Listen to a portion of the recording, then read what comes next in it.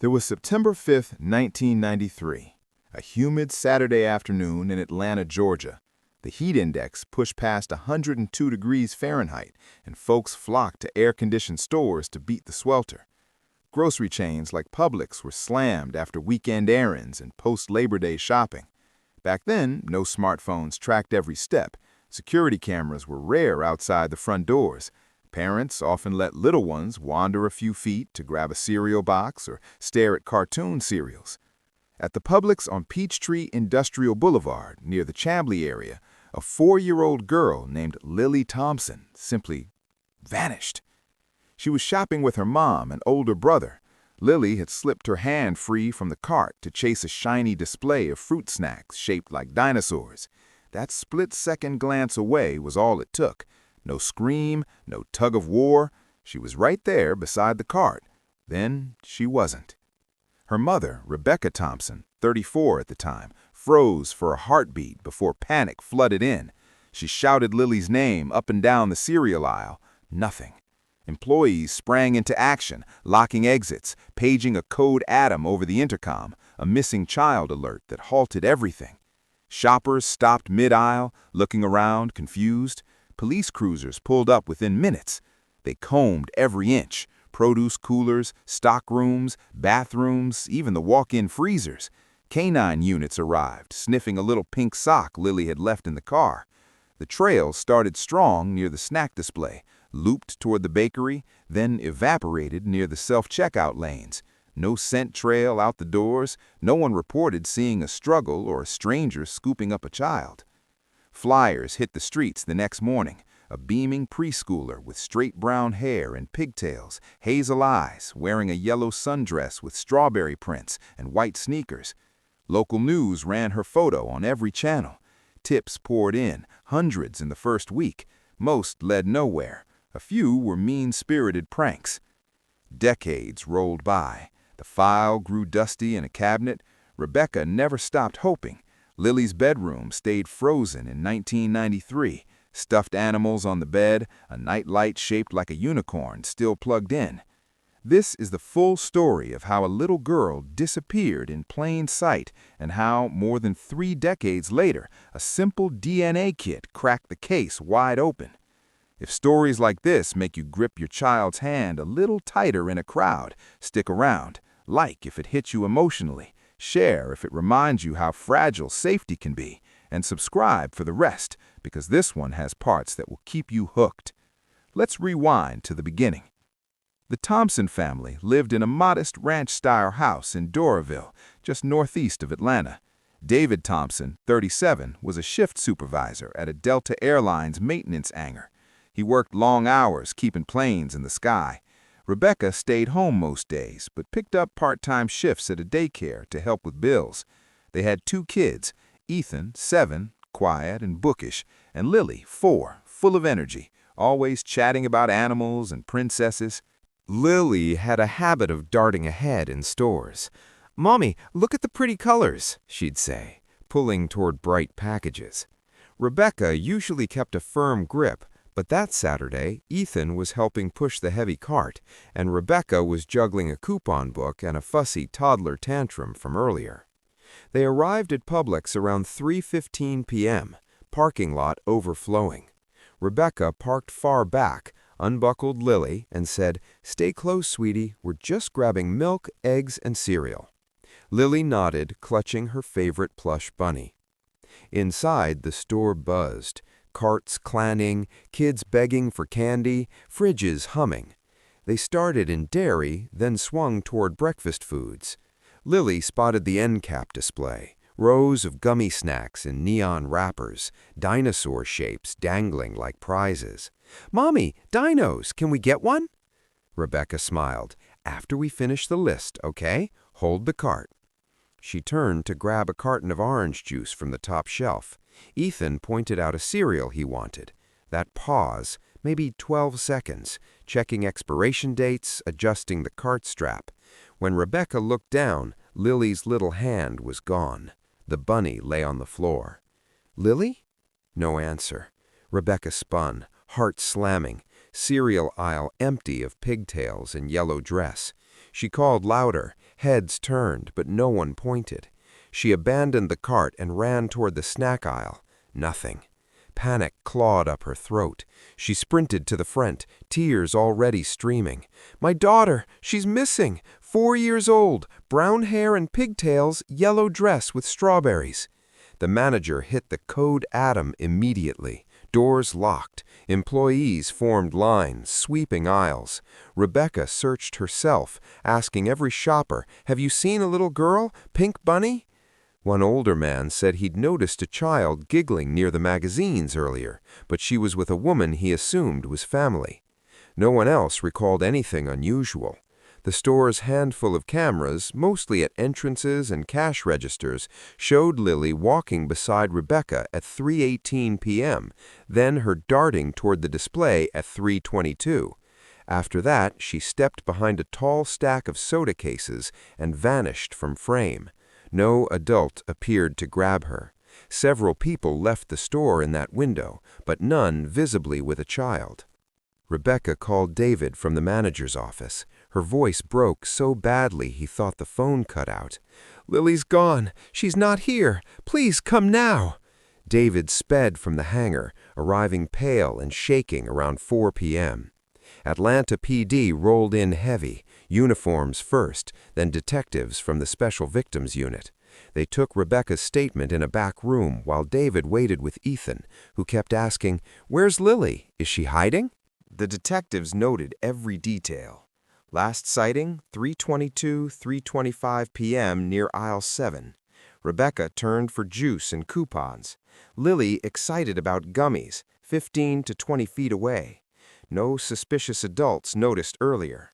No family drama, no custody fights, no threats. They set up a command post in the store office, interviewed every employee on duty. No one saw a grab or heard distress. Searched again, top to bottom, including loading docks and trash compactors. Dogs arrived by 5 p.m., using Lily's bunny and a pajama top. Scent trail from dairy to snacks, toward front registers, then nothing. Cut off cold near the floral department. No exit path. Officers scoured the parking lot, under vehicles, in storm drains, behind dumpsters. Floodlights came on after dark. Nothing. By 8 p.m., they told Rebecca to go home. Ethan needed dinner, and they would keep searching overnight. She fought it, but David gently let her out. The drive home was silent except for Ethan's soft sobs in the back seat. At home, Lily's toys littered the living room floor. Her sippy cup sat on the kitchen counter. Rebecca collapsed on the couch, clutching the bunny, whispering, "Come home, baby. Mommy's sorry."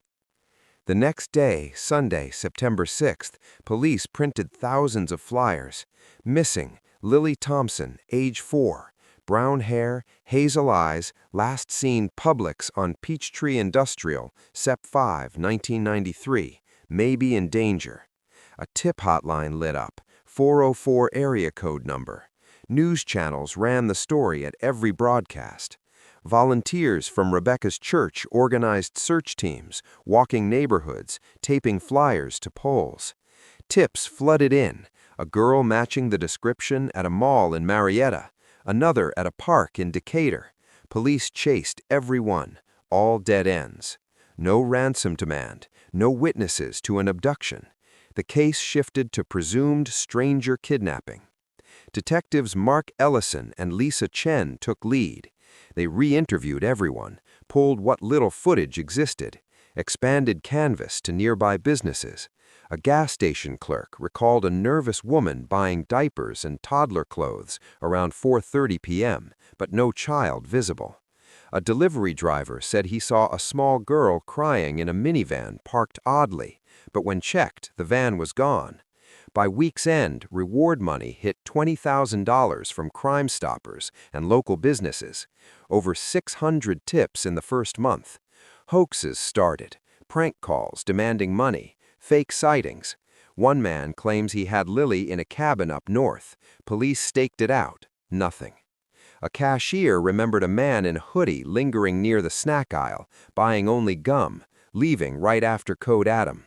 Description vague. White male, 40s, average build. No one else corroborated. An elderly shopper thought she heard a child whimper near the restrooms, but saw nothing.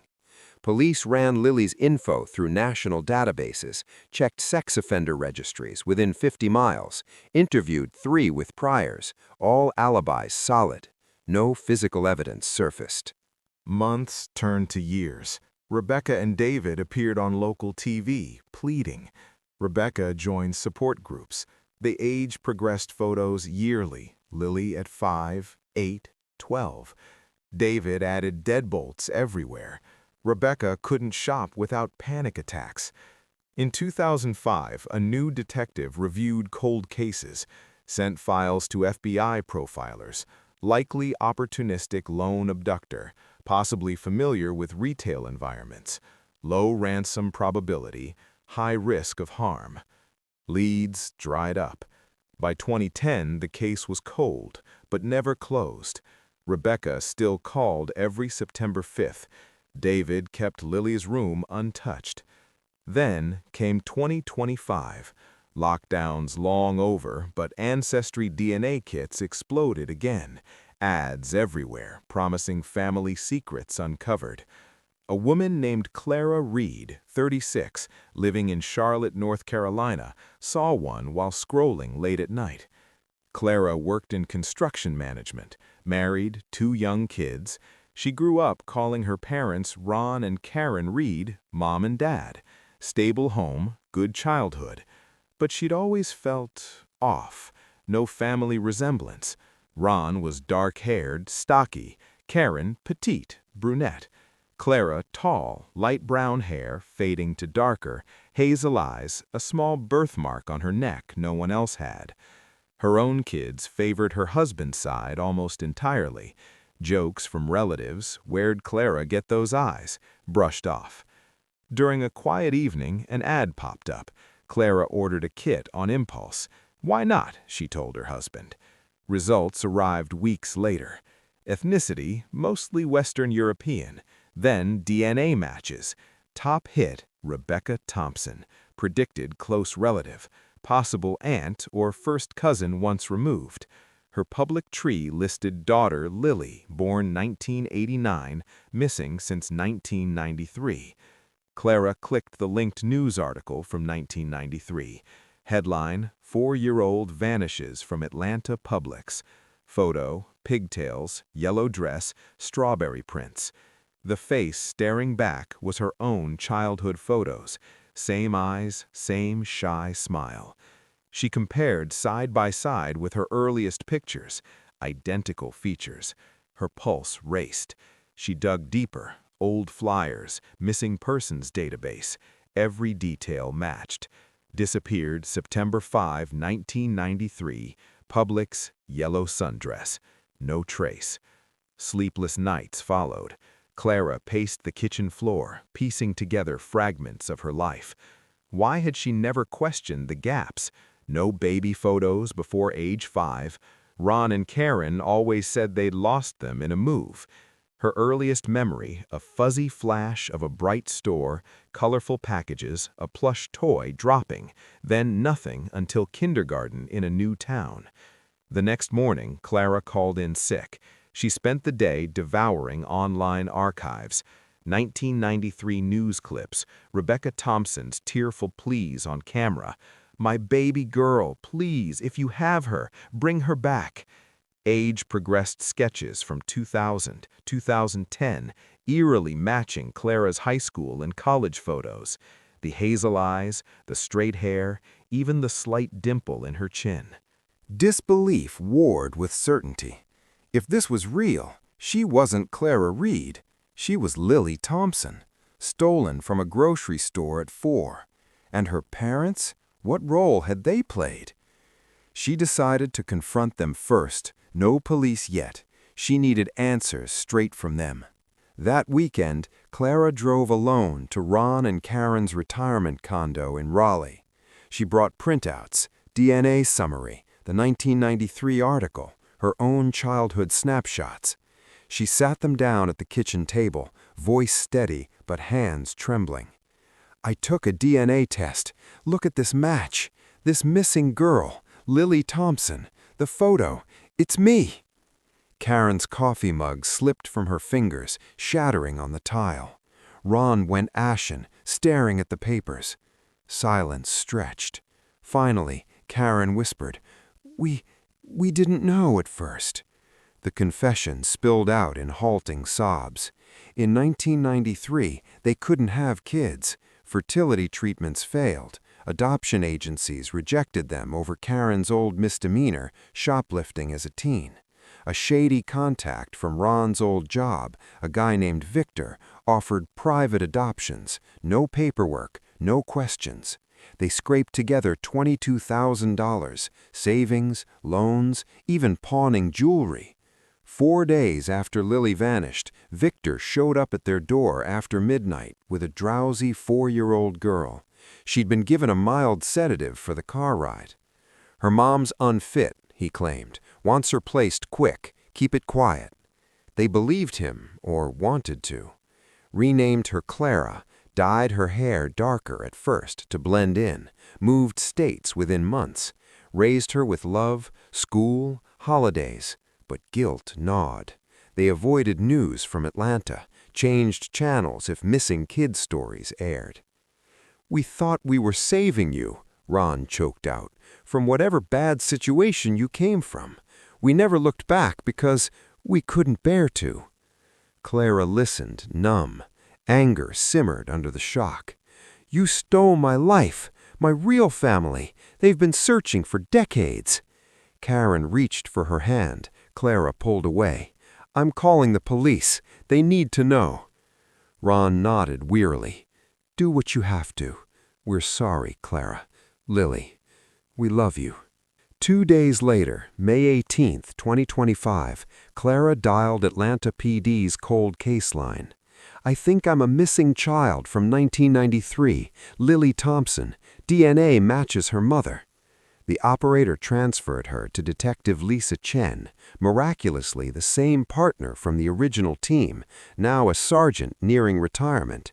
She'd never let the file close. Chen's voice sharpened. "Send me everything. Photos, DNA report. We'll verify." Clara emailed it all, heart pounding. Within hours, Atlanta PD looped in North Carolina State Bureau of Investigation. A judge fast-tracked warrants for Clara's fresh DNA sample, collected at her local precinct, rushed to a lab. Meanwhile, detectives descended on Ron and Karen's condo, search warrants in hand. They seized old photos, financial records from 1993, even a dusty box of adoption papers, clearly forged. Ron and Karen were arrested that evening. Charges of child abduction facilitation, concealment of a minor, document fraud. They didn't resist. In interviews, they repeated the story, fingering Victor Hale as the middleman. Records showed Victor as a low-level criminal with a rap sheet for theft and trafficking, last seen in 1998, presumed dead or underground. The lab results came back 72 hours later, 99.99% match to Rebecca and David Thompson's stored samples from 1993 evidence, hairs from Lily's brush, birth records. Clara Reed was Lily Thompson, alive after 32 years. Word spread internally. On May 22nd, Sergeant Chen and a victim counselor drove to the Thompsons' home in Doraville, the same ranch house, lovingly maintained. Rebecca, now 66, opened the door. David, 69, hovered behind. Chen held up recent photos of Clara. "We found her. She's safe." Rebecca's knees buckled. David caught her, both collapsing in tears. "My baby? Really?" Swabs confirmed it definitively. The family was whole. Atlanta PD announced it quietly at first. The 1993 Publix abduction case resolved. Victim, now 36, located via consumer DNA, safe and well. No names released yet for privacy, but media caught wind. Headlines blared. "Miracle reunion. Stolen girl found after 32 years." Old footage replayed, Rebecca's 1993 interviews, flyers scanned online. Social media erupted. People who'd volunteered in searches back then messaged the Thompsons. "I handed out flyers. So happy for you." Support poured in. The first reunion happened May 25, 2025, at a neutral counseling center in Charlotte, facilitated by experts in long-lost family reconnections. Rebecca walked in first, Ethan, now 39, with his own family, beside her. Clara stood, tall and composed, hair in a ponytail echoing those old pigtails. Rebecca froze, then rushed forward. "Lily! My Lily!" They embraced, sobs racking both. David joined, whispering, "We've waited so long." Clara, still adjusting to the name, held tight. "I don't remember much, but this feels right." They talked for hours. Rebecca shared stories, Lily's first words, "Bunny," and her love for strawberry everything. Clara showed photos of her husband, kids. "Your grandkids, they'll love meeting you." Ethan hugged his sister. "I never stopped looking for you in crowds." Back in Atlanta, the case reignited. Prosecutors built charges against Ron and Karen, aggravated child kidnapping, even if not the initial snatch, conspiracy, endangerment. Bail set high. They awaited trial under house arrest. Victor Hale? A ghost. Warrants issued but cold trails. Investigators suspected a small-time ring preying on desperate couples. Clara navigated the whirlwind. Therapy helped unpack the identity crisis, 2 sets of parents, a stolen childhood. She visited Ron and Karen once before trial, supervised. "You gave me a good life," she admitted, "but it wasn't yours to give." They wept apologies. By summer 2025, Clara legally added Thompson to her name. Clara Lily Thompson Reed. She and her family visited Atlanta often. Rebecca dusted off Lily's old room, adding adult touches, books, photos of Clara's kids. The trial kicked off in early 2026, Fulton County Court in Atlanta. Evidence piled up, DNA ironclad, Ron and Karen's confessions recorded by Clara on her phone legally. Bank stubs for the $22,000 payout. Testimony from Clara, the mismatched looks that sparked it all. Defense pleaded they were duped, provided love. Jury out 3 days. February 10, 2026. Guilty on all counts. Ron, 20 years, parole after 10. Karen, 12 years, parole after 7. Remorse noted, but justice demanded accountability. Clara testified last. "I forgive parts, but the pain they caused my birth family, unforgivable." But the jury saw the pain in Rebecca's face when she took the stand.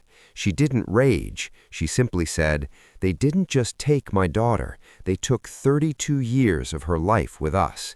Birthdays, graduations, her wedding, holding her children when they were born, every holiday without her. That can't be given back." Closing arguments lasted 4 hours. Jury deliberated overnight. Verdict: guilty on all counts. Ron Hayes, 22 years, parole eligibility after 11. Karen Hayes, 14 years, parole after 7. Both addressed the court before sentencing. Ron's voice cracked. "We're sorry. To Lily, Clara, and to the Thompsons. We know we can't undo it. We just wanted a family so badly." Karen could barely speak. She mouthed, "I'm sorry," toward the gallery, where Clara and Rebecca sat together, hands clasped. Afterwards, Clara met with them privately, supervised, brief. She didn't hug them, but she did say, "You taught me kindness. You taught me how to be a mom. I won't pretend that didn't happen, but you also stole me, and that truth stays." They nodded, broken. Life rebuilt. Clara moved closer to Atlanta by 2027. Grandkids played in the old backyard, annual gatherings on September 5th. Not sorrow, but celebration. Barbecues, stories, Lily's old bunny passed to the youngest. The stories spread awareness, DNA's power, abductions, scars. Rebecca and Clara spoke at events. Watch your kids. One distraction changes everything. Prevention over cure. But shadows lingered. What if Victor wasn't alone? Loose ends haunted dreams. Yet hope won. A family fractured, now fused stronger. And that, dear viewers, brings us to the end of this emotional journey. The story of Lily Thompson, the little girl who disappeared in a crowded Atlanta supermarket in 1993, only to be found alive and well more than 3 decades later through the quiet miracle of a consumer DNA test. This entire tale, from the heartbreaking disappearance to the tearful reunion, the courtroom drama, and the slow, beautiful rebuilding of a fractured family, is completely fictional. It was created purely for entertainment, to explore what-ifs, and most importantly, to gently raise awareness about child safety in everyday places. One distracted second can change everything, and vigilance really does matter. If this story made you pause, made you hug your kids a little tighter, or reminded you to keep an extra close eye in busy stores, then it did exactly what it was meant to do. A massive, heartfelt thank you to every single one of you who stuck with me through all 4 parts, who liked, commented, shared, and waited patiently for each section. Your engagement means the world to me. It keeps this channel going and motivates me to keep creating stories that hit deep while carrying a meaningful message. If this touched you, please show some love. Hit that like button. It helps so much with visibility. Share this video with any parent, caregiver, or friend who might need the reminder to never look away, even for a moment. And if you want more emotional, awareness-driven stories like this, real feeling mysteries, family reunions, lessons wrapped in humanity, then subscribe and turn on the notification bell so you never miss the next one. Drop a comment below and let me know, which part hit you the hardest? What would you do if you got a DNA match like that? Or just tell me, did you hug someone extra tight after watching? Thank you again, from the bottom of my heart, for being here and for your incredible support. Stay safe out there, hold your loved ones close, and I'll see you in the next story. Take care.